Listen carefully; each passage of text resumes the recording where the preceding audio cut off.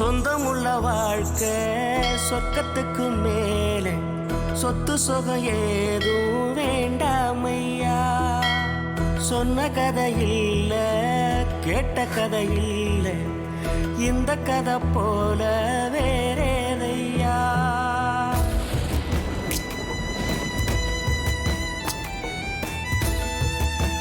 Yamuna IAS. உனக்கு என்ன ஆசை நீ சொல்லு. எனக்கு அமெரிக்கா மாப்பிள்ளை தான் வேணும். உனக்கு என்ன வேணும்? அப்பா அப்பா நீங்க தான் வேணும். வாங்கப்பா வாங்கப்பா.